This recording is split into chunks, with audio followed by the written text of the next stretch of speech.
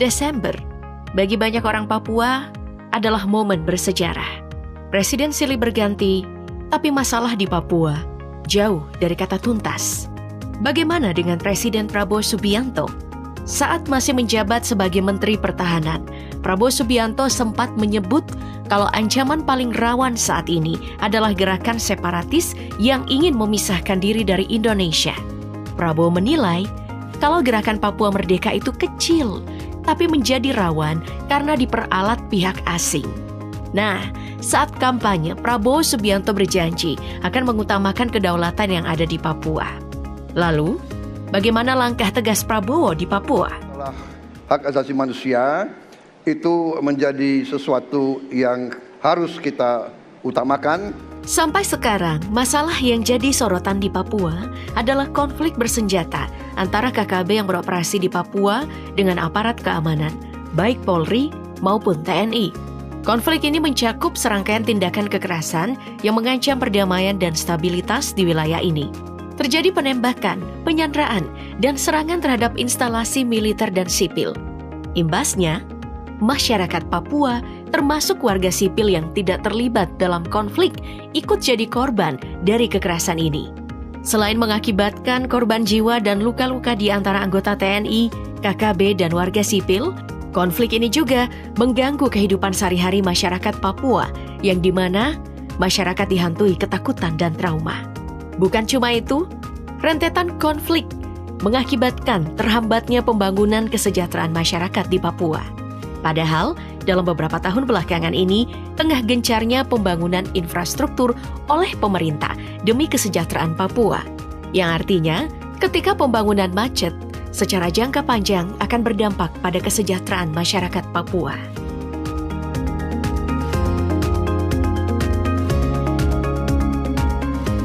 Sebenarnya ada banyak faktor jadi penyebab ketidakpuasan sebagian masyarakat Papua terhadap pemerintah pusat yang didasari oleh sejarah panjang ketidakpuasan terhadap pemerintahan sentral.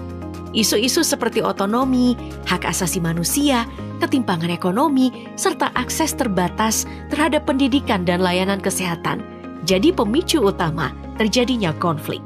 Faktor eksternalnya, adanya dukungan dari pihak-pihak di luar Papua yang mendukung gerakan separatis juga turut memperkeruh situasi. Dukungannya itu berupa dorongan isu Papua di forum PBB, kemudian bantuan suaka politik, dana, serta logistik. Tudingan inilah yang dilontarkan Prabowo saat kampanye kemarin bahwa konflik di Papua tidak lepas adanya kekuatan tertentu yang menghendaki supaya Indonesia mengalami disintegrasi dan perpecahan. Terjadi suatu gerakan separatisme. Selalu ingin Indonesia disintegrasi dan pecah. Makanya Prabowo dengan tegas akan menegakkan hukum, memperkuat aparat-aparat di Papua, dan juga mempercepat pembangunan ekonomi. Prabowo juga pernah menyindir bangsa-bangsa tertentu yang selalu mengajarkan soal hak asasi manusia, tapi justru diam ketika ibu-ibu dan anak-anak dibantai di Gaza, Palestina. Itu disebut bukan pelanggaran HAM. Prabowo mengkritik negara-negara tersebut. Ada bangsa-bangsa tertentu selalu ngajarin kita HAM, demokrasi. Tetapi di Gaza, ribuan anak, ribuan ibu-ibu dibantai, dibunuh, dibom. Mereka diem. Seperti yang kita tahu, beberapa negara kerap mengkritik dugaan pelanggaran HAM yang terjadi di Papua. Seperti Australia, Austria, Jerman, dan Meksiko. Dalam beberapa kesempatan, negara-negara ini kerap menyuarakan keprihatinannya soal kurangnya pertanggungjawaban atas pelanggaran HAM yang dilakukan oleh pasukan keamanan Indonesia di Papua Barat. Atau Vanuatu misalnya, negara ini bisa dibilang rutin menyerang Indonesia mengenai HAM masyarakat di Papua di sidang Majelis Umum PBB. Bukan cuma Vanuatu, negara-negara di Kepulauan Pasifik lainnya juga mengkritik catatan HAM Indonesia di Papua dan Papua Barat. Kritik ini dilakukan sudah sejak tahun 2016. Kritikan terhadap Indonesia pernah ditanggapi keras oleh diplomat perwakilan Indonesia, Silvani Austin Pasaribu, yang menyebut kalau Vanuatu terlalu ikut campur dengan urusan Indonesia. It is shameful that this single country continues to have excessive Menurut Prabowo juga, bangsa Indonesia terlalu kagum dengan berbagai hal yang selalu diajarkan oleh negara-negara lain. Hal ini menurutnya membuat sisi bangsa Indonesia tidak percaya diri dalam menentukan sikap. Makanya, Prabowo menggalang dukungan dari banyak pihak, salah satunya dari Papua Nugini. Prabowo meminta soal kerjasama dua negara dalam menjaga perbatasan, khususnya dalam mengantisipasi pergerakan organisasi Papua Merdeka. Diketahui, Indonesia dan Papua Nugini berbagi wilayah perbatasan darat sepanjang kurang lebih 770 km. Di sepanjang garis batas itu, banyak jalur-jalur tikus yang kerap menjadi jalur perlintasan ilegal dan penyelundupan barang-barang ilegal.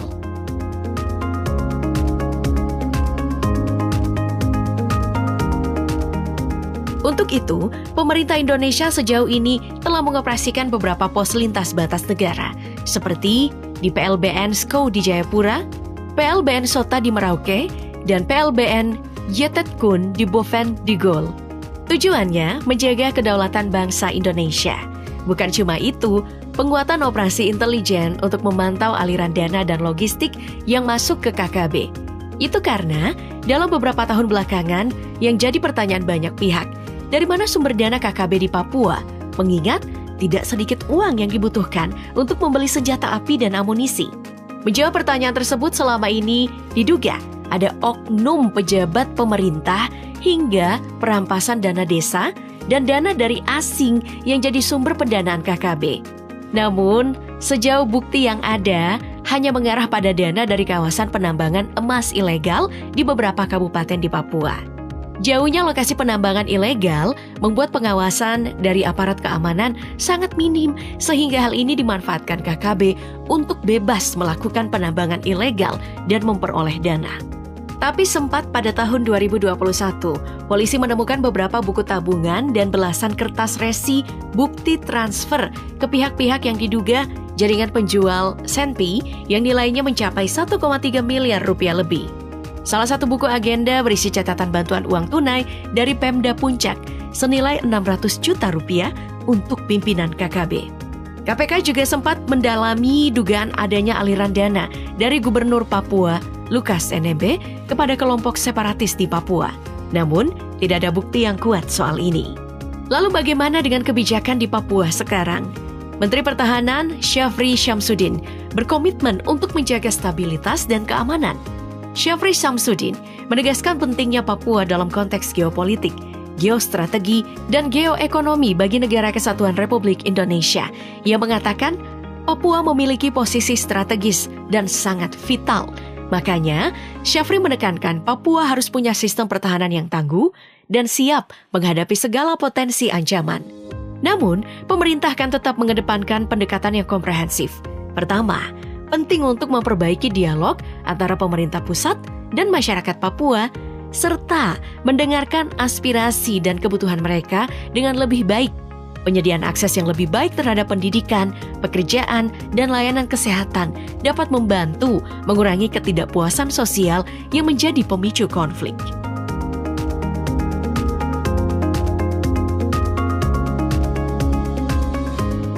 Nah, sekarang Prabowo lewat Kementerian Transmigrasi berencana untuk menghidupkan kembali transmigrasi ke Papua. Pemerintah menganggap program ini bisa mendorong pertukaran teknologi pertanian untuk mewujudkan pemerataan kesejahteraan daerah-daerah. Hanya saja, ada kekhawatiran kalau program ini justru memicu konflik baru dan merusak kepercayaan masyarakat Papua. Konflik baru yang dimaksud adalah masalah pembagian lahan. Para transmigran akan dilibatkan dalam program ketahanan pangan atau food estate yang sedang dikembangkan pemerintah di Papua dengan harapan menuju swasembada pangan. Tapi yang justru sering terjadi sebaliknya. Transmigrasi dalam rentetan sejarahnya justru meminggirkan dan mendepopulasi orang asli Papua. Dan jika program ini tetap diterapkan, taruhannya kepercayaan masyarakat terhadap otonomi khusus yang diberikan pemerintah pusat di Papua. Dan semisal program transmigrasi ini dijalankan, tidak ada jaminan keamanan bagi transmigran di tengah konflik yang masih berlangsung di Papua.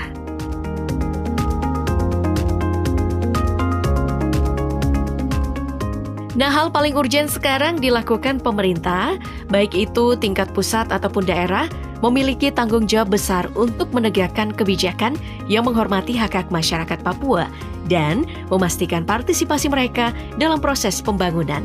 Hal ini melibatkan pembentukan kebijakan yang sensitif terhadap kebutuhan lokal, serta membangun sistem pendidikan dan kesehatan yang memadai untuk masyarakat Papua.